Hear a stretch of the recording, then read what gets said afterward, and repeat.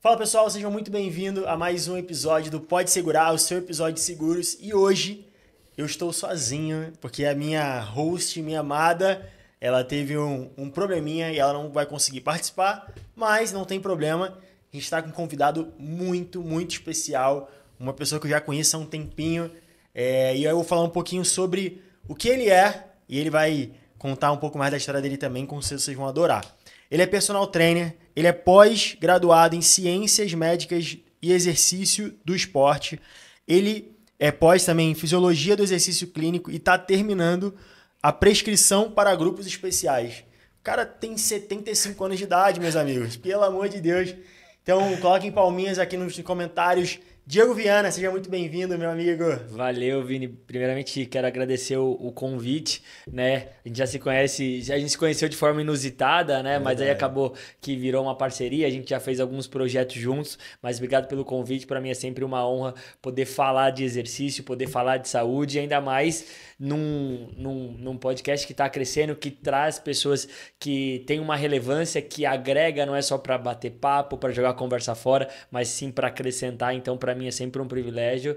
E é isso aí, vamos para cima. Maravilha, maravilha. E vamos começar então já falando por que você decidiu entrar nessa área. É uma coisa que seu sonho desde pequeno já era ser um personal, já era ser da área dessa parte mesmo de treino, ou você foi se descobrindo? Conta um pouquinho da tua história. Meu, eu sempre fui uma criança gordinha, né? E aí na escola eu tive contato com o esporte, e a pessoa que vai fazer educação física e fala que não é porque foi por esporte, acaba que é mentindo, porque hoje tá mudando, mas basicamente as pessoas na faculdade lá tinha 120 alunos. Quem veio aqui porque pratica um esporte ou porque era atleta? Mais da metade da sala levantaram a mão. Sim. Então eu sempre tive muito imerso nessa parte do esporte, sempre convivi muito. Fui atleta de handball, disputei alguns campeonatos, joguei futsal também, então eu sempre estava nesse meio, né? E eu não me via fazendo outra coisa a não ser isso, né? Eu tenho uma coisa que as pessoas não sabem, mas eu sempre coloquei Deus à frente. E a gente sabe que a escolha da profissão é uma escolha muito séria, né? Sim. Porque, pô, você vai investir tempo ali e tudo mais. E eu lembro que no primeiro ano do ensino médio, eu comecei a orar falando, Deus, pô, pra onde que eu vou? O que que eu vou fazer, né? Coloca o desejo no meu coração disso e daquilo.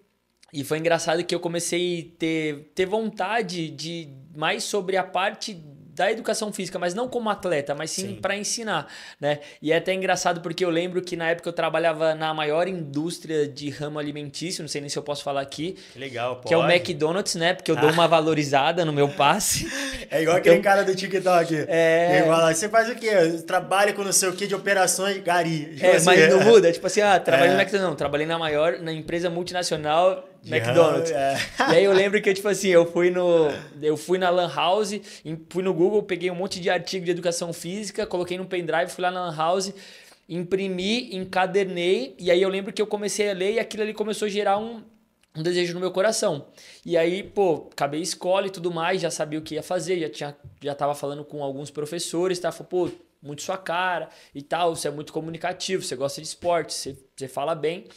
E aí eu fui.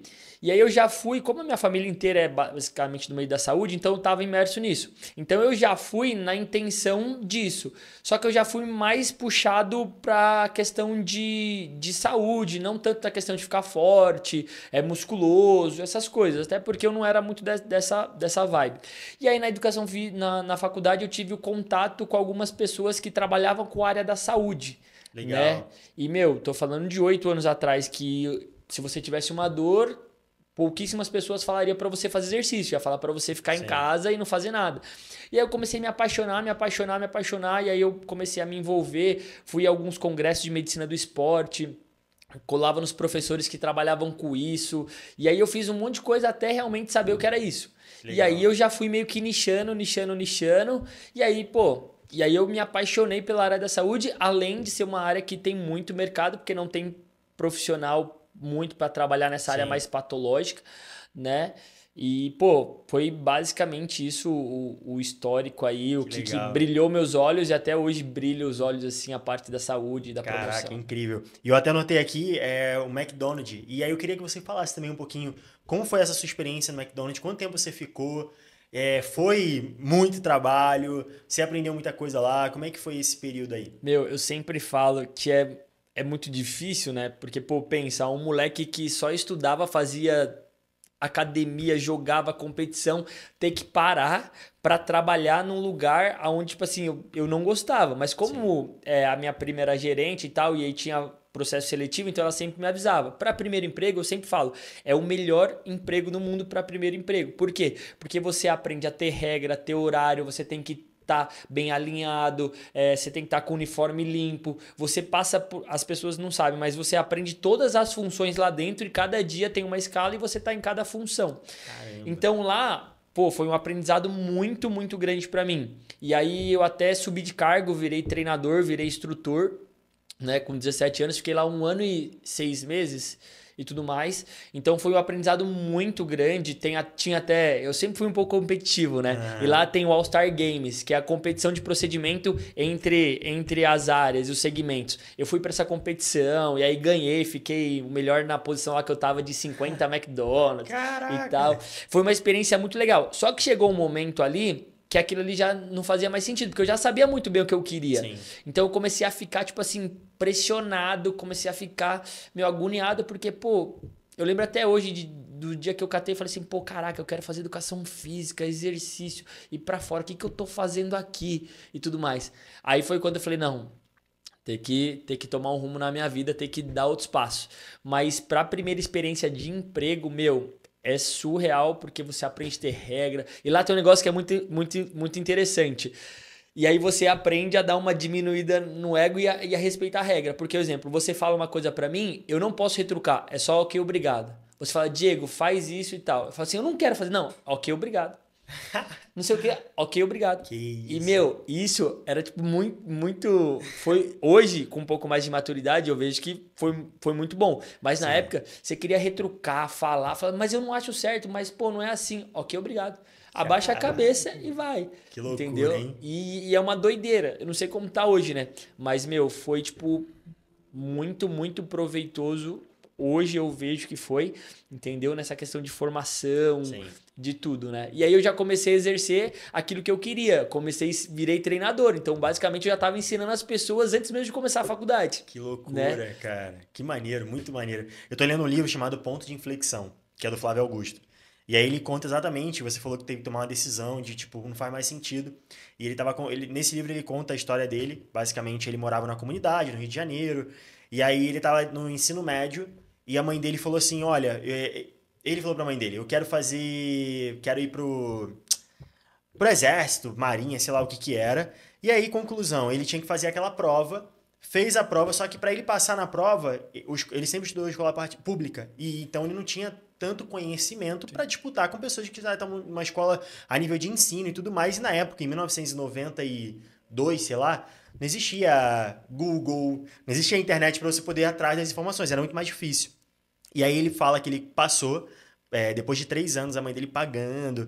E aí ela tava em duas escolas, a mãe dele. E em uma escola, todo o dinheiro dela era só poder pagar o cursinho para ele poder conseguir passar. E aí depois de 3 anos ele conseguiu passar. E aí quando ele pisou lá, ele teve a certeza que não era aquilo que ele queria pra vida dele. É doideira. E é muito louco. E aí ele conta, basicamente, que ele ficou durante um período ali de 6 meses a 1 ano, até que ele foi convidado a se retirar. Ele foi expulso da escola naval porque ele não se encaixava no padrão. E aí ele conta essa história e ele fala, cara, aquilo ali foi um ponto de inflexão na minha vida, porque eu poderia ter saído antes, mas eu esperei, e se eu tivesse tomado uma outra decisão, mas é muito isso. A vida é feita de decisões. E você, tipo, ali no McDonald's, você estava, de repente, já num cargo onde algumas pessoas já estavam mais tempo de casa do que você conseguiu chegar ali e você poderia permanecer por uma questão de comodidade, por uma questão de... Mas você decidiu largar e correr atrás dos seus sonhos. Isso é muito legal, né? E interessante que eu lembro que, pô, 17 anos, meu pai não ia deixar, meus pais são separados, meu pai não ia deixar eu sair pra ficar à toa, né? Eu já conheço meu pai. Aí eu falei assim, pô, preciso fazer alguma coisa, preciso arrumar uma desculpa. E, tipo assim, os caras não iam fazer acordo comigo porque eu tava no período de reservista, Sim. né? E aí, tipo assim, os caras ficaram me enrolando durante um ano lá, porque falaram que era perfil de atirador, de não sei o que lá. Meu, me enrolaram. E aí eu falei assim, caraca, eu não posso simplesmente falar pro meu pai que eu vou sair. Eu tenho que arrumar uma desculpa. Aí, sozinho, fui lá, me inscrevi na ETEC para fazer técnico em nutrição. Fiz a prova. Na ETEC são 5 chamadas. A sala acho que tinha 56, eu acho. Chamou a primeira, não foi. Chamou a segunda, não foi. Chamou a terceira, não foi. A quarta, não foi. Chamou até o número 76. Eu era o 74. Que isso? Aí quando eu fui, eu tive que ir direto na secretaria na sexta-feira, porque tipo, já tinha meio que... Era a última vaga pra preencher. Aí eu catei e falei assim, pai, ó, eu vou ter que sair do McDonald's, mas eu não tô saindo pra fazer qualquer coisa. Eu tô saindo pra estudar, tá bom? Tô saindo pra estudar, passei na ETEC, técnico em nutrição, pô, bacana e tudo mais. E aí eu pedi as contas do trabalho, porque eles não podem mandar embora na época de reservista e tal. E aí fui fazer a ETEC, né? Eu nem terminei o primeiro semestre, porque eu tava no último ano do ensino médio. Aí meu pai falou assim, ó, filho, você vai ter que escolher. Ou um ou o outro, porque você vai ter que trabalhar. Eu falei, ah, então beleza, então faculdade. Aí abandonei, tipo assim, fiz 4 meses só de técnica em nutrição. Nem fechei, nem tranquei, abandonei e comecei a faculdade. Que loucura, irmão. E, tipo, foi literalmente, eu falo...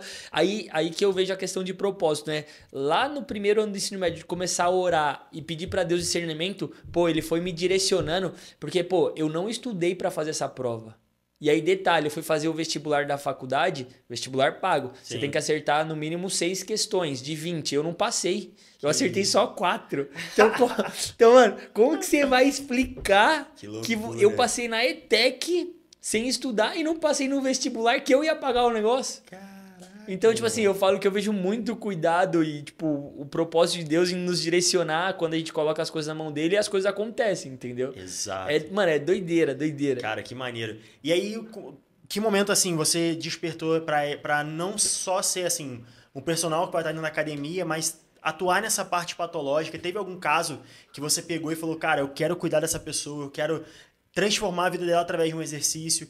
Porque não é só, do seu caso, não é estética, né? Sim. Até acontece, mas o principal é a questão das dores, a questão ali de alguma doença específica. Teve alguma virada de chave que você olhou e falou, cara, eu quero seguir esse caminho? Meu, pode parecer até nada a ver, mas eu sempre fui um cara que fugi da massa, né? Um exemplo... Todo mundo usando Vans. Eu nunca tive um Vans. Eu chegava pra comprar o perfume e falei, moça, qual que é o perfume que mais sai? Ela, esse aqui. Eu falei, tá bom, esse aqui eu não vou comprar. E aí eu vi todos os meus amigos indo pra parte de hipertrofia, essas coisas, tipo, emagrecimento e tal. Eu falei, pô, não quero isso, né? Eu quero ser diferente. E dentro de casa tinha um exemplo... na verdade um conhecido tinha um exemplo que não deu muito certo. E aí meu pai tinha aquele parâmetro como, pô, não vai dar certo. Eu falei, não, pai, eu conheci um cara, pô, ele é mestrado, doutorado, ele fala muito de saúde, pô, ele tá bem pra caraca, eu quero fazer isso e tudo mais. E aí quando eu comecei a entender que o exercício, quando fala voltado pra saúde, ele traz muito mais benefício, e aí eu tive uma experiência de poder... foi algo, meu, surreal. Eu recebi um convite para trabalhar com preparação física de futebol de 7, paralímpico, PCD. Eu não sei como os caras corriam. Mano, de fora, sem mentira. Eu falei, os caras vão cair. E pensa, os caras paralisados cerebral correndo, jogando bola. Que ali. Isso, e aí o exercício ali para eles era muito benéfico. Aí teve uma época que, pô, eu via pessoas com dor, ia fazer exercício e tudo mais.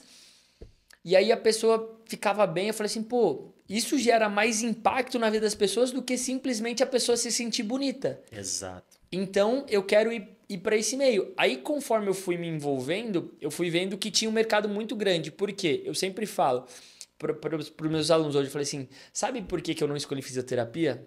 Porque a fisioterapia vai te dar alta. Eu nunca vou te dar alta. Porque o cara, um exemplo, você se machuca do ombro. Você fez a cirurgia, você tem 20 sessões de ombro. Sim. Fechou. Fez a reabilitação, você tá de alta. Você vai pra onde? Se você não continuar o trabalho de fortalecimento... É verdade. E aí eu falei assim, pô, eu quero pegar essa parcela, né? E aí foi essas coisas que foi me despertando, tipo assim, brilhando meus olhos. Falei assim, pô, eu consigo ter um impacto a mais na vida das pessoas do que simplesmente deixar ela forte ou deixar ela magra. Consigo melhorar sono, consigo melhorar a qualidade de vida, consigo melhorar exame, consigo melhorar dor, consigo evitar com que ela tenha alguns problemas... consigo dar mais disposição, mais alegria, consigo ter um impacto maior na vida das pessoas do que simplesmente, nossa, você tá forte, ou nossa, você emagreceu, entendeu? Então acho que esse foi um compilado de coisas que foram agregando, mas não teve tipo assim, esse marco aqui que virou a chave, entendeu? Cara, maneiro. E assim, uma coisa que eu percebo muito, durante um período da minha vida, eu trabalhei mais na parte de emagrecimento, de nutrição saudável. E é engraçado porque, e é muito louco isso, eu tenho certeza que você deve passar. A dor, ela só existe quando a pessoa tem. Igual, o cara só lembra do dedo dele quando ele dá um chute na porta. Então, e é muito mais difícil você conseguir lembrar quando a pessoa chega, por exemplo, deve acontecer isso, a pessoa chega em você, cara, eu não consigo levantar o braço. E aí tu começa um processo, ele já levanta o braço, só que ele esquece disso. Porque não é uma coisa muito... O visual é maravilhoso, que o cara olha e, mano, tem a foto dele do antes e depois. Mas a dor é muito mental, né? Tipo, ele tava ali todo travado, destravou, ele esquece que ele tava travado. Sim. E tu tem que ficar lembrando, né? E aí isso acaba trazendo muito, né? Muito louco. Eu sempre falo que, infelizmente, nós aqui no Brasil não temos a cultura do preventivo. Exato. Quer um exemplo? Você só vai no cardiologista se você tem uma dor no coração. Raríssimas pessoas que vão no cardiologista para fazer um check-up. Sim. Então você só vai procurar uma ajuda, um auxílio, algum tratamento se você tem alguma coisa. Se você não tem, beleza. E outra, se você tem igual uma dor, mas não tem mais, pra que eu vou fazer se eu não tenho mais a dor? Vou nem procurar. Não vou nem vai procurar. Que eu mexo e aí... Então, tipo assim, deixa aí, tá tranquilo, não tem problema. Vou levando a vida do jeito que dá, entendeu? Sim. E esse é um ponto que a galera não leva em consideração. Exatamente. Não, é muito isso. Eu, no início do ano, assim, eu e a Lari já, cara, vamos fazer um check-up geral, passamos no cardiologista, e aí a própria médica falou, e ela fez a pergunta, mas por que vocês estão passando aqui? Eu falei, não, só pra fazer, tá sentindo nenhuma dor nem nada? Ela, olha, parabéns, porque 99% dos meus pacientes, eles só vêm aqui porque estão sentindo dor, estão preocupados com alguma coisa, sentindo alguma coisa, mas não tem essa cultura da prevenção. É a cultura do depois que tá ruim eu cuido. E isso é um ponto que me fez brilhar os olhos pro exercício físico. Porque, um exemplo, você só vai no médico se você tem alguma coisa, porque o médico vai te tratar. Você só vai pra fisioterapia para reabilitar. Sim. Mas você faz o exercício para prevenir que você se lesione, para que você tenha grandes problemas. Então, tipo, das áreas médicas, o exercício ele entra como um fator muito importante, que na verdade ele deveria ser o primeiro a ser feito, Exato. Só que ele é o último a ser procurado. Depois que você passa no médico, na fisioterapia, você vai levar em consideração o exercício. Quando na verdade, se você fizer exercício, você consegue diminuir a incidência de você ter algum problema do coração e de lesão. Caraca. Entendeu? Tem algum caso de algum cliente, alguma paciente seu que você atendeu, assim, que ele conseguiu melhorar alguma área da saúde bizarra, assim, que tu falou, cara, ele colocou exercício, melhorou esses pontos aqui? Pô, eu nunca vou esquecer, na época eu era estagiário, mas eu já tinha essa vibe assim, e aí eu comecei a atender um cara na academia que eu era estagiário, ele era policial, tinha tomado um tiro, fez uma cirurgia do joelho, ele não tinha flexão do joelho, ele não conseguia tocar o calcanhar no quadril, no glúteo. Meu, do nada ele chegou e falou assim, você não sabe o que aconteceu, olha o que eu consigo fazer agora.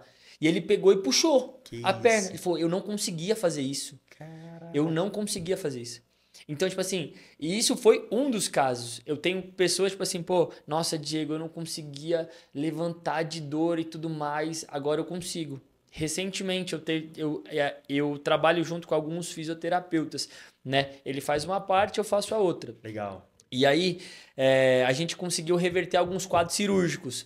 Porque o médico fala assim, cirurgia, você vai no ortopedista, o ortopedista fala assim, ó, é cirúrgico. E aí, junto com esse fisioterapeuta, a gente fala assim, não, vamos tentar?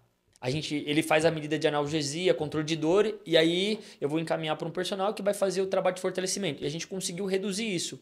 Caraca. E aí eu tô recentemente, foi até engraçado, foi semana passada, uma aluna me procurou, ela já me conhecia faz tempo e tudo mais, só que ela parou de fazer, e ela tinha 27 anos, fez uma cirurgia de menisco e tudo mais, e aí ela não estava conseguindo andar. Foi para fisioterapia, depois começou a fazer o fortalecimento e tudo mais. E aí ela colocou, eu corro, ela viu eu correndo, ela falou assim, nossa, Diego, eu queria muito correr. Eu falei assim, pô, vamos correr então, vamos fortalecer para correr e tudo mais. E semana passada ela correu, aí eu finalizei a prova, eu encontrei ela e falou assim, Ela mostrou o relógio assim, 33 minutos. Não parei em nenhum momento e não senti dor no joelho. Já tô pronto pros 15. Eu falei, vai com calma. Ela correu 5?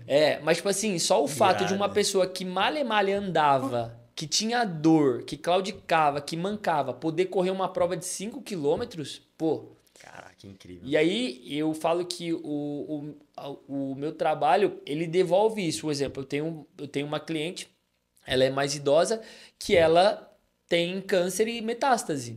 Então eu faço exercício com ela para que ela consiga poder continuar andando, para que ela consiga ter força para ir no banheiro. Há um mês atrás eu recebi um feedback de um aluno meu, falou assim, Diego, você não sabe, eu consegui sentar no vaso para fazer minhas necessidades e levantar sem apoiar, porque antes eu tinha que apoiar na parede, porque tinha lesão de joelho, lesão de tornozelo e tudo mais. Então, são vários casos que a gente vai vendo que, pô, teve um impacto significativo na vida da pessoa. Ela, pô, caraca, melhorei isso, nossa, consegui fazer isso, nossa, pô, antes toda vez que eu levantava para brincar com meu netinho, minha lombar travava, agora não trava mais. Exato. Então, são coisas que vai muito além, tipo, de alguém chegar e falar assim, você tá forte, você tá bonito, tá fortão, tá maromba.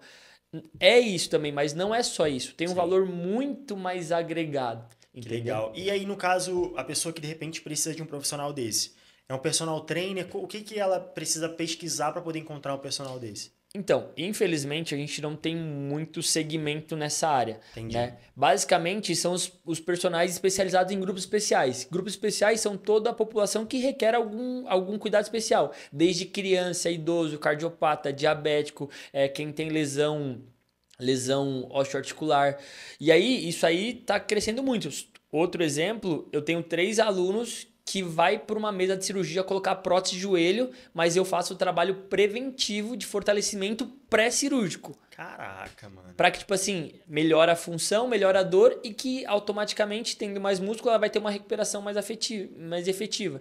Então, basicamente, o cara que trabalha com saúde e fala que é especializado, que busca especialização em grupos especiais, ele tá apto para atender isso. Legal. Qual que é a grande crítica na minha ótica para todo mundo? O cara que quer trabalhar com quem quer ficar fortona, a mulher que quer ganhar um glúteo, o cara que quer emagrecer, o idoso de 75 anos, você acaba sendo um especialista de coisa nenhuma, né? E é uma área muito, muito, muito ampla. Você pode trabalhar com inúmeras coisas, educação física. Sim. E aí, se você quiser trabalhar com tudo e não ter um nicho, pô, você não vai ser reconhecido por nada, você não vai falar nada. Entendeu? Que legal. Eu até anotei uma coisa que...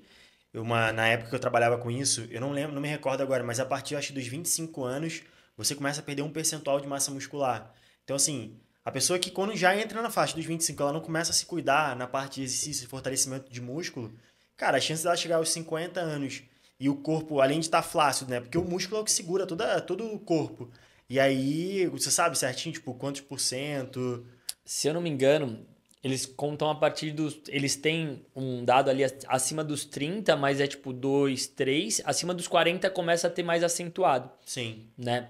E aí o exercício ele tem um princípio que a gente chama de continuidade. O que fala isso? Você só tem aquilo que você estimula. Se você não tem, você não estimula, você não tem. E aí por isso que o exercício é para a vida inteira. Você pode fazer 20 anos. Você vai ter uma memória, você vai ter uns depósitos ali que você passou investindo ali, mas se você parar de fazer, você vai parar de ter o ganho.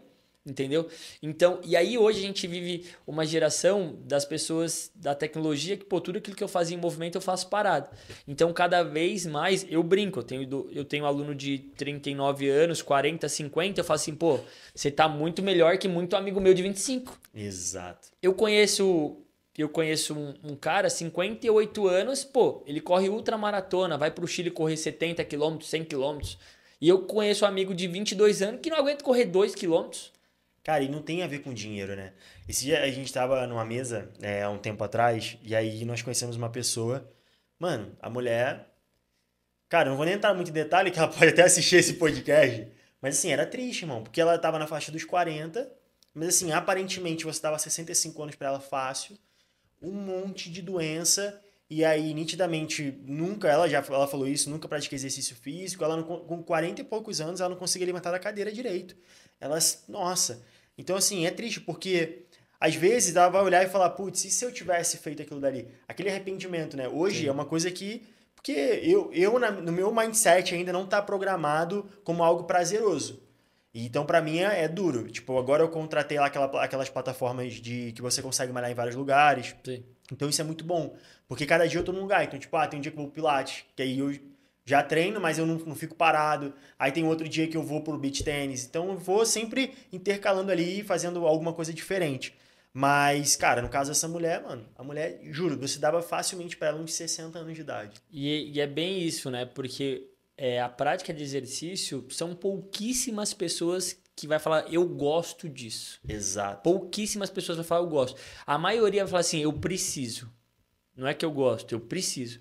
Então, as pessoas não entendem, e eu até falei com um amigo meu, eu falei assim, eu preciso começar a estudar parte comportamental, porque o lance não é mais técnico. É aqui, ó. Porque cabeça. técnico, se abre o YouTube, os caras vão ter mais técnica que eu. Mas e a parte comportamental? E aí eu fui num congresso recentemente no Rio de Janeiro, e aí uma coach lá, coach de atleta olímpico, inclusive, que é a coach da Rafaela Silva, eu acho que foi campeã na última Olimpíada, a Nel, ela tava lá e ela catou, ela falou assim, a gente tem que entender que a gente não trabalha com robô. Você pode planejar tudo, mas chegar lá, pô, você pode ser o cara mais forte que for, mas você não dormiu bem, você brigou com a sua esposa e tudo mais. Eu tenho que levar tudo isso em consideração. Exatamente. Entendeu? Eu tenho que levar isso em conta. E aí pensa eu, que trabalho com a saúde, a pessoa já tem uma dor, já tem um negócio ali que às vezes gera uma desmotivação. Pô, eu não vou levar isso em conta? Mano, exatamente. Então, tipo, cada vez mais a gente está encaminhando isso para esse ramo. Acho que o personal ele tem que ter o lado técnico, sim, mas ele tem que gostar de gente. Ele tem que saber lidar com pessoas. Eu sempre brinco, porque tem alguns alunos e alguns amigos que falam assim, pô, aquela pessoa às vezes é reclamona e tudo mais, assim, pô, ela é chata, às vezes ela é reclamona, mas ela também merece uma atenção. Ela também precisa ser tratada, às vezes mais do quem não é. Exato. Só que nem todo mundo tá disposto a isso, porque, pô, é puxado você lidar com uma pessoa que tem uma energia pesada ali, porque... E eu não julgo, porque, pô, ela tá com dor, ela dorme com dor, acorda com dor. O médico falou pra ela que, pô, você tá com a veia entupida. 5 dias, tá com 5 anos de vida. Você vai ter que tomar remédio, isso é pra sua vida inteira. Pensa a cabeça da pessoa, fala assim, nossa, pô, você tá acima do peso, você se olha no espelho, você não consegue se sentir bem, a calça não serve, você não consegue amarrar um tênis, você tem dificuldade pra entrar num carro, pra caminhar, subir uma escada, você já morre. Pô, você acha que uma pessoa dessa vai estar feliz? Não tem como. Como? Não tem Entendeu? como. Não, e o pior é que, assim, é olhar e falar, cara, 50 anos eu tenho. Tipo assim, cara, eu tenho um exemplo desses casos, né? 40, 50 anos. Irmão, não tem como o cara mudar a cabeça dele em 2 meses. É toda uma... Tu falou sobre comportamento, e aí eu tava assistindo um podcast e o cara tava falando disso, que muitas das vezes, obviamente, o cigarro, ele tem a parte do vício, mas existe um percentual altíssimo que é o comportamento de fumar. Então é você ficar elevando algo na sua boca, então é sempre o comportamento. E quando você atua no comportamento, quando você consegue trocar aquilo ali para alguma outra coisa, e aí até eles falam sobre a questão da obesidade. 90, se não me engano, são 92% dos homens que fazem bariátrica, eles se tornam viciados em pornografia e em jogos. Por quê? Porque ele troca. O problema não é o peso, o problema é a cabeça. E aí, aquilo ali, simplesmente, ele vai lá e corta, e o cara, mano, não consegue. Ele sabe que, se ele comer alguma coisa a mais, ele vai morrer. E aí, um amigo meu tava contando, olha que loucura. Ele chegou no médico, um amigo dele, o cara fez bariátrica, 2 semanas de bariátrica, o médico falou, olha, vamos tirar o copinho, agora vamos introduzir alimento batido, tipo sopinha. Mano, o cara parou num boteco, pediu uma feijoada, mandou o cara jogar dentro do liquidificador, bateu a feijoada e o cara tomou. Irmão, isso deu um pico de insulina, o cara quase bateu as botas. Tem um negócio de quem faz bariátrica que é o dumping, que é tipo um efeito rebote que tem. E aí tem outro dado que não só a questão de jogos e pornografia, mas a pessoa que faz bariátrica, ela tem uma predisposição a se tornar alcoólatra. Exato. Justamente por conta disso. E tem um percentil ainda maior, que é o quê? Que quem faz bariátrica volta a engordar tudo depois de um tempo. Por quê? Porque é comportamento. Porque não adianta nada você ter um estômago de uma pessoa magra, só que a tua cabeça e os teus comportamentos continuam de uma pessoa obesa. Você quer ver outro exemplo? INCA, Instituto, eu acho que Nacional de Câncer. Sim. Todo mundo pega e fala que câncer é genético, câncer é genético. Se eu não me engano, não vou lembrar agora, mas cerca de 20% do câncer é fator genético. O restante é fator adquirido. Mau hábito, fumar, má alimentação, falta de sono, estresse excessivo. Então, tipo assim, é comportamento, não tem como fugir. Você quer viver algo diferente? É comportamento. Você vai ter que gerar o hábito. Teve aquele livro lá dos 21 dias para mudança de hábito. Sim. E tudo mais. Então, tudo você passa pelo hábito. Você pode ter, um exemplo. Tem uns podcasts aí que a galera fala bastante de prosperidade. Fala assim, o cara pode ganhar na Mega Sena. Eu ia falar isso. Se o cara não tiver a mentalidade, o hábito, o comportamento de saber administrar aquele dinheiro, em 2 anos você vai voltar e vai estar pobre. Exato. Porque não é sobre ter ou não ter. É sobre como você vai como vai ser seu comportamento referente àquilo, como vai ser seus hábitos referente àquilo. Né? E pouca gente fala disso. Mano, com certeza. Eu conheci um cara que o Paulo, vou até falar o nome dele, mas assim, é até triste a história, porque a história dele é muito bonita, na verdade.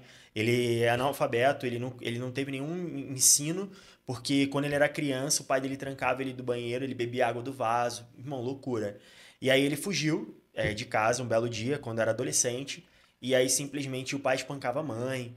E aí ele foi pra rua, um cara chegou pra ele e falou, olha, vem por cá que eu vou te ajudar, e basicamente mandou ele ser aviãozinho. E sabe o que é isso, né? Sim. Ah, tá. E aí ele ficava levando ali de uma comunidade pra outra, e ele foi crescendo nessa realidade até que ele foi pego, foi preso, e ficou, 12 anos na prisão. E um cara da Igreja Universal foi lá, apresentou Jesus pra ele, ele se converteu, e a vida dele foi transformada. Mas ele morava numa comunidade, a mentalidade dele, assim, era muito escasso. Não tinha muita condição. Graças a Deus, na época ele conseguiu se aposentar por conta, ele tinha um problema auditivo também por conta do pai dele.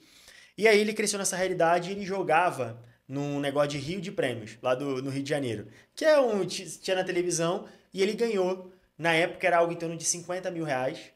E isso foi em 2013. Eu lembro até hoje. Ele era cliente meu, ele ganhou 50 mil reais. E cara, simplesmente os 50 mil reais acabou em 3 meses. Em 3 meses ele acabou com o dinheiro dele. Tipo, não tinha mais dinheiro nenhum. E ele ficava perguntando, o que aconteceu com o dinheiro? O que eu fiz com o dinheiro? Obviamente os filhos dele aproveitaram na época também, adolescente, usaram. Mas acabou, irmão. Por quê? É mental.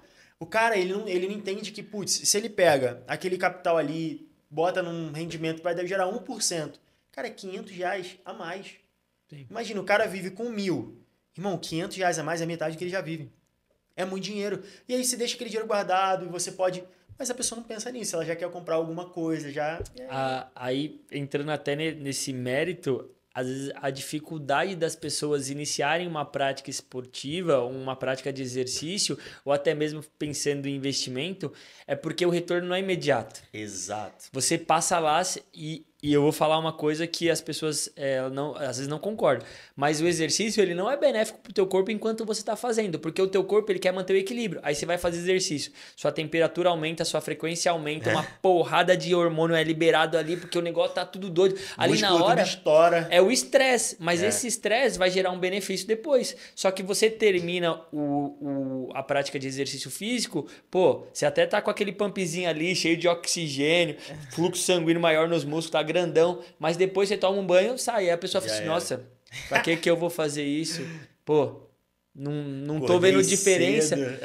Mas só pra você ter uma ideia, na questão estrutural, ganho de massa muscular, a literatura fala de 6, 8 semanas até 12 semanas para você começar a ter uma diferença significativa na questão de composição corporal. Obviamente, ali no imediato vai ter umas adaptações neurais. Você vai melhorar, você vai se sentir bem, você vai melhorar teu sono, você vai se sentir mais disposto e tudo mais. Mas questão visual, e a gente sabe que a gente é muito visual... Né? Essa é uma das grandes dificuldades minhas. Por exemplo, a pessoa está treinando, beleza, a pessoa melhorou o sono, a pessoa não está sentindo dor, mas como que eu vou mostrar isso para ela? Exato. Aí eu tenho que falar assim, como é que tá seu sono? De 0 a 10, quanto que você dorme?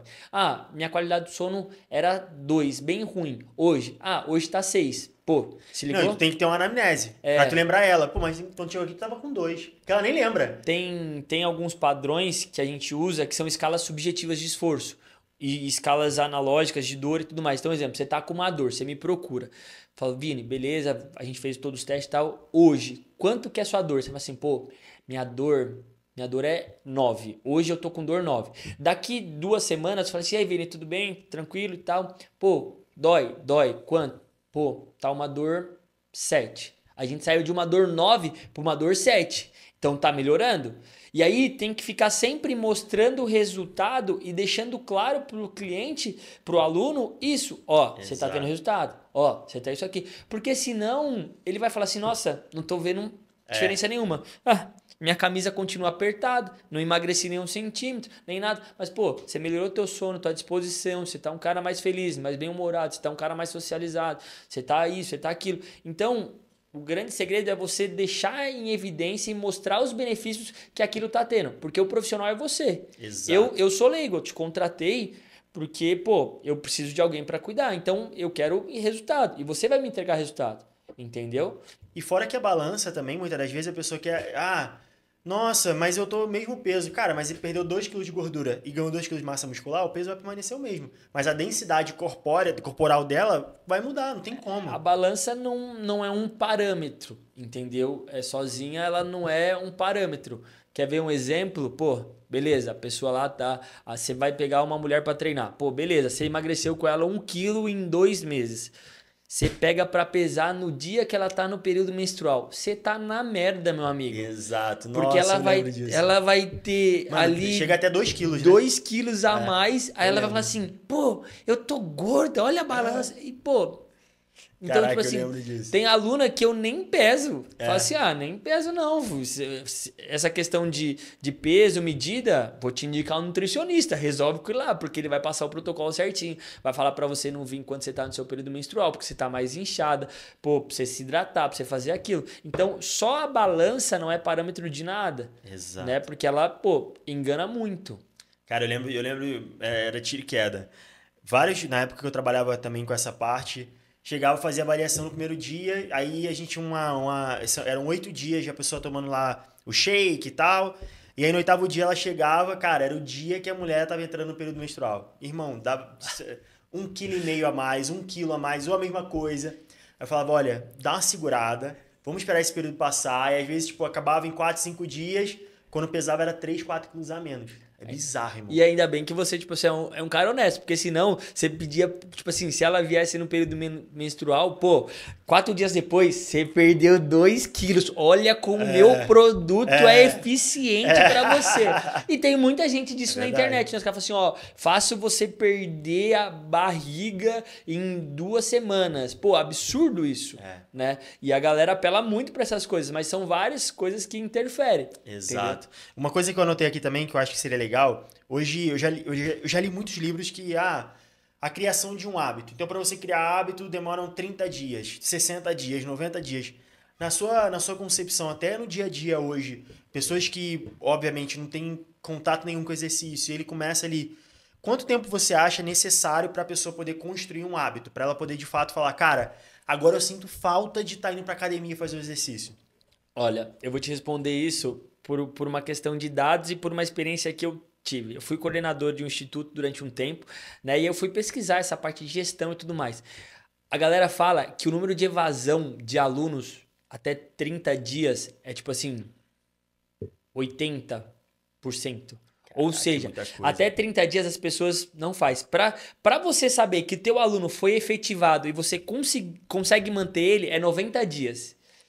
Um exemplo, você fechou... Por isso que muitas academias fazem plano trimestral ou plano anual. Você não vê mais academia fazendo plano mensal. Sim. Por quê? Porque mensal é justamente a maioria da desistência. Então você não tem lucro. Exato. Personal, plano trimestral. Por quê? Porque 3 meses é o tempo mínimo ali que você tem para manter. Tem estudos que falam que passou de 3 meses, 90 dias, aquele aluno já está fidelizado. Pode mandar bala. Caraca, entendeu? Maneiro, cara. E aí, tipo assim, pô, até aí, eu tava até conversando com um amigo que o trabalho do personal é muito complicado. Porque você não tem responsabilidade com ele só na 1 hora que ele treina com você segunda, quarta e sexta.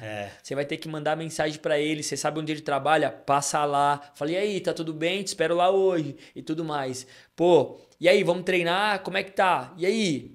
Pô, várias vezes já chamei aluno meu pra treinar final de semana, porque eu sei que, tipo assim, ele precisava de um empurrãozinho. Então eu falei assim, pô, vem comigo, vamos treinar, vamos dar uma corrida, vamos fazer alguma coisa, tudo mais. Então, ali, acho que 60 dias você treinando ali, 90 dias, é tipo assim, pô, beleza, você... Já tá indo pro próximo game. Já, tipo assim, se você não fizer, você vai assim, pô, caraca, tô sentindo falta. Pô, porque aí também bate os 90 dias, bate as 12 semanas que você vai começar a ter ganho significativo e aí você fala assim, nossa, realmente, alguma coisa mudou. Entendeu? Então, tipo assim, pô, algo mudou. Então, isso tá me fazendo bem. Então, ele vai começar a sentir literalmente na pele os benefícios da prática que ele tá fazendo ali, entendeu? Caraca, eu não vejo a hora de sentir isso, meu Deus. Em nome disso. Tem que fazer 90 dias, 90 dias. Mas o ideal, você acha que são 90 dias o quê? De segunda a sexta? De segunda a segunda? Meu, é muito punk, porque eu sempre falo que exercício não é sobre uma corrida de 100 metros, mas é uma maratona, né? Verdade. Eu sempre falo, você pega um cara que é sedentário, o cara lá no... Vamos usar o exemplo de todo mundo, começo do ano, promessa de final do ano. Pô, vou mudar de vida. Esse ano vai. Pô, vou treinar de segunda a segunda e tudo mais. Dura 2 semanas. Porque o cara não tá acostumado a fazer nada, entendeu? O que eu sempre falo pra galera que não faz nada, no mínimo, e o que os guidelines aí, as maiores instituições de estudos falam sobre o benefício, é de 2 a 3 vezes por semana. E aí, se possível, sempre em dias intercalados. Então, exemplo, segunda, quarta, sexta e, sei lá, sábado. Legal. E aí eu sempre dou dica pros meus alunos e pra galera que eu converso, falo assim, pô, você precisa ter uma meta. Mas não é qualquer meta, é uma meta mínima. Pelo menos 3 vezes por semana é minha meta. Se eu conseguir 5, nossa, eu tô voando. Se não, a minha meta eu cumpri. Legal. Entendeu? Então é uma estratégia que eu uso que dá super certo. Mas basicamente, no mínimo de 2 a 3 vezes por semana ali para fazer alguma atividade programada e tudo mais. Além disso, é sempre importante falar que exercício físico é diferente de atividade física. Atividade física, basicamente, é qualquer coisa que você faz que eleve o teu gasto calórico. Então, isso vai resultar numa qualidade de vida para você. Então, se você trabalha andando, se você sobe escada, se você faz as coisas a pé, se você faz as coisas de bike e tudo mais, você tem um nível de atividade física maior do que quem trabalha em escritório e trabalha sentado. E aí, automaticamente, você sai desse quadro de sedentarismo. Porque a atividade física eu não tenho controle. Já o exercício físico não. É uma série planejada que tem um objetivo fim. O exemplo mais claro que eu falo, inclusive foi o exemplo que eu usei naquelas palestras lá. Sim. Beleza, você vai comprar pão. Você sai daqui, 500 metros, beleza. Você está fazendo uma caminhada. Beleza. Diferente de você falar assim, ó, eu vou te passar uma caminhada... Vini, você vai fazer 30 minutos de caminhada, porém 10 minutos você vai fazer numa intensidade vigorosa que você hiperventila e você não consegue falar, conversar com alguém do lado. Você vai fazer 10 minutos mais devagar, olhando os pássaros e os últimos 10 minutos mais acelerado, uma caminhada rápida. Então, isso aí já é algo planejado com um objetivo. Então, aí já se torna exercício, não atividade física. Maneiríssimo. Entendeu? Cara, eu até coloquei aqui um ponto, você falou sobre metas, eu gosto muito de falar de metas SMART. E eu até dei uma palestra uma vez falando sobre isso. E assim, pelo menos pra mim, faz muita diferença e eu tô nesse foco. Obviamente, não tanto quanto eu gostaria, mas a minha meta no final desse ano é correr a meia maratona. E aí eu já tô até vendo pra eu já me inscrever, porque não tem como dar, tipo, não vou meter o louco. E aí a meta SMART basicamente são siglas em inglês, que o S significa específico. Então a sua meta precisa ser específica. O M, ela precisa ser mensurável. O A, ela é uma meta atingível. O R não é de retenção, mas tem uma sigla, depois eu vou lembrar. E o T é o tempo. Então, basicamente cara, eu quero, sei lá, comprar um carro. Beleza. Comprar um carro, ela é muito subjetiva. É uma meta, tipo, cara, você pode comprar um carro, um Fusca ou uma Ferrari. Sim. E aí ele fala, qual é a especificidade dessa meta? Então, tipo, eu quero comprar um Corolla, um exemplo. E o M, ela é mensurável. Isso dá pra você alcançar? Beleza, dá. Quanto tempo? Ela é atingível? Tipo, você consegue atingir essa meta no tempo determinado? O R, caraca, eu não tô lembrado do R, velho, mas eu vou lembrar. E aí o T é o tempo. Então você precisa ter um tempo para você poder conseguir atingir aquela meta. Então quando você coloca essa técnica da metas smart para um exercício, tipo, agora eu comecei novamente, voltei pro foco, ativei lá esse aplicativo e graças a Deus estou conseguindo. Então, tipo, ontem eu já fui treinar, hoje eu já vou treinar à noite, eu prefiro treinar de manhã. E até também uma pergunta que eu queria te fazer. Tem alguma parada assim que você fala, cara, treinar de manhã é melhor pra tal coisa? Já ouvi algumas pessoas falando isso. À noite, eu sei que quando eu treino à noite eu fico muito elétrico.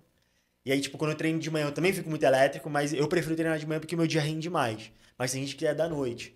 E aí, o que você acha melhor, assim, a nível de treino? Obviamente, Sim. treinar é bom em qualquer horário, mas se fosse pra pessoa escolher, de manhã ou à noite, o que você indicaria? Só voltando um pouquinho, essa questão que você falou da meta, é muito legal isso, porque isso favorece muito você. Porque, um exemplo, uma pessoa que quer emagrecer 10 quilos, fala assim, pô, 10 quilos é muito, né? Vamos começar a emagrecer no 1,5? Exato. Porque aí é metas alcançáveis e aí fica mais fácil você se manter motivado. Um exemplo, você quer correr 21 até o Bota final do ano. 5. Você tem 5 meses para se preparar. Só que 21 é quilômetro pra caraca. Se você for fazer na média, eu acho que a média masculina tá em torno das 2 horas, 2 horas e 10. Só que é muita coisa. Só que, pô, beleza. Vamos começar correndo 5? Vamos começar correndo 5 sem parar. A meta é essa, correr 5 sem parar. Correu 5 sem parar, vamos fazer 10. Pô, 10... Passou 10, vamos fazer 15. É isso aí. 15, beleza. Então, você vai traçando metas alcançáveis porque ali você vai se estimulando a buscar aquilo. Então, é uma estratégia muito valiosa que as pessoas precisam colocar isso e ter realmente o visual ali. Pô, é 21 e tudo mais. Recentemente, eu fiz uma maratona e eu coloquei os dias.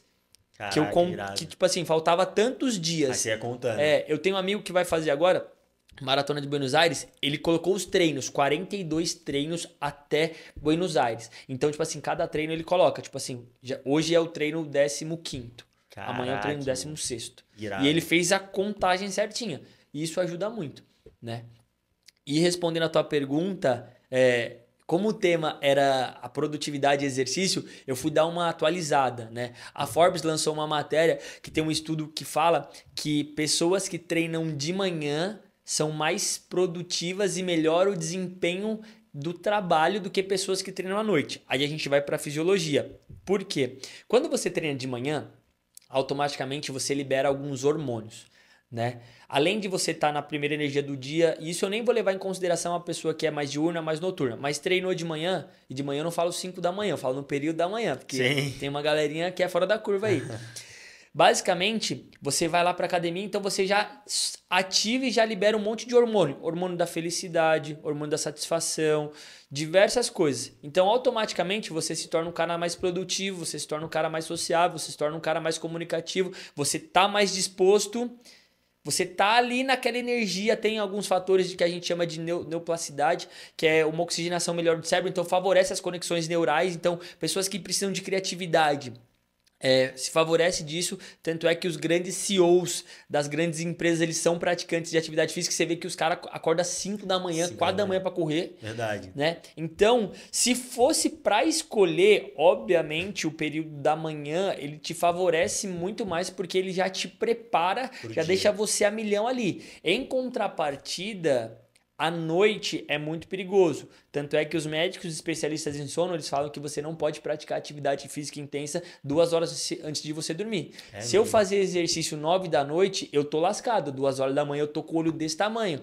Porque é só você pensar comigo. Sua frequência sobe, você libera uma porrada de hormônio que vai te trazer sensação de alegria, euforia, bem-estar, felicidade. E aí você vai dormir? Caraca, é verdade. Pra que você vai ter toda essa descarga de hormônio, de dopamina, serotonina, os adrenérgicos e tudo mais, e aí você vai estar lá na cama, deitado? Que nada, você vai deitar, tanto é que você vai deitar, você vai começar a ter insight, sua cabeça vai pensar, pô, o que eu vou fazer, isso, aquilo e tal. Por quê? Porque você tá a milhão. Então, preferivelmente, de manhã é um horário que talvez você se beneficie melhor do que o período da noite, pensando que tem toda aquela questão do nosso ciclo circadiano, da questão do sono, toda aquela parte que já é complicada. Aí pensa, uma pessoa que já tem dificuldade de dormir, ela vai e faz, pô, você tá lascado. Caraca, né? é verdade. Mano, irado. Só que isso é num cenário perfeito, no mundo ideal. Só que aí a gente... Correria do dia a dia. Não, se você... Aí, tipo assim, entre o cara não fazer nada e ter que treinar à noite, vai fazer. É melhor que você faça. Qualquer coisa é melhor que nenhuma coisa. Exatamente. Então, tipo assim, faz. Você vai ter que ajustar e tudo mais, entendeu? Mas fisiologicamente, a prática de exercício no período noturno, ela vai te dar esse êxtase, assim, vai te deixar mais alerta. Talvez você vai ter dificuldade de dormir. Um exemplo, eu sou um cara que eu começo a trabalhar cedo. Minha primeira aula é umas 5, 6 da manhã. Então, eu não posso treinar à noite. Se passou das 8 horas, se eu não treinei, eu não vou mais treinar. Porque isso vai prejudicar meu sono. Sim. E aí, prejudicou meu sono, eu tô lascado. Entendeu? Porque aí eu vou passar o dia cansado, passar o dia meio molenga, e aí começa a vir a questão de irritabilidade. Você fica mais irritado, com sono, você fica mal-humorado, você não rende tanto quanto deveria e tudo mais. Irado. E qual esporte que você mais gosta de praticar? Então, eu sou um cara que eu gosto de muitos esportes. E aí, tipo assim, eu falo que é sazonal, né? Pô, já pratiquei surf, já corri. Tipo, agora o esporte da atualidade aí é o da corrida. Sim. Né? Então é onde eu tô mais focado na corrida. Mas, pô, pedalo, gosto muito de pedalar. Pretende fazer um triatlo? Já fiz um triatlo. É mesmo? Já fiz um triatlo sprint. Ano passado, eu sempre gosto de fazer algo novo. No meu aniversário, né? Uma experiência nova. Legal. E aí caiu bem na data, tipo assim, do triatlo. Então me preparei, fui pro triatlo sprint, nunca tinha feito, tipo assim, pô, nadava aqui, corria ali, pedalava ali, mas aí eu me inscrevi e tudo mais. Desafio, né, mano? Meu, você tá maluco, o negócio sinistrão, muito louco. Aí tipo assim... Foram quantas horas o final de tudo? Pra mim foi tranquilo, por quê? Porque são várias medidas o triatlo, né? Tem o triatlo sprint, o triatlo olímpico, tem o 70.3, que é o meio Ironman, tem o Ironman, tem o Ultra Ironman, né? O triatlo sprint, o que eu fiz foi 700 metros nadando, eu acho, deu 650, 20 pedalando e 5 correndo. O olímpico, se eu não me engano, é 1.500 nadando, 10... não sei se é 45, 50 pedalando e 10 correndo. Caraca. O meio Ironman é 2 nadando, 90 pedalando e 21 correndo. E as medidas de Ironman é tipo 4 nadando, 180 pedalando e 42 correndo. E tu pretende algum dia chegar no Ironman? Meu, eu acho que é uma experiência legal, mas é muito punk falar por quê? Porque tem que ter muito investimento de recurso, investimento de tempo e, pô, você tem que abrir mão de muita coisa. É uma preparação absurda, né? Uma preparação absurda. Tipo assim, eu nunca participei, mas, mano, só de eu ver, tipo, eu sigo algumas pessoas que vão praticar, o próprio Caio, o Pablo também, eles foram correr. Mano, que loucura. Você quer ver um exemplo? Eu sempre falo. As pessoas falam assim, pô, você faz tanta coisa, mas você não quer ir pro teatro? Eu falo, eu acho que esse momento da minha vida e quem está iniciando talvez não seja um momento ideal. Por quê? Pô, você tá investindo na sua carreira, às vezes você pô, início de casamento, você quer ter um filho. Você pode perceber, os caras que vão pro triatlo, que não são atletas, eles já têm uma estabilidade familiar, já têm uma estabilidade financeira, eles conseguem ter uma organização de tempo. Porque querendo ou não, pensa comigo, você tem que nadar, pedalar, correr, fazer fortalecimento, cuidar da família, do trabalho, dos filhos e de você. E aí, como é que você faz isso?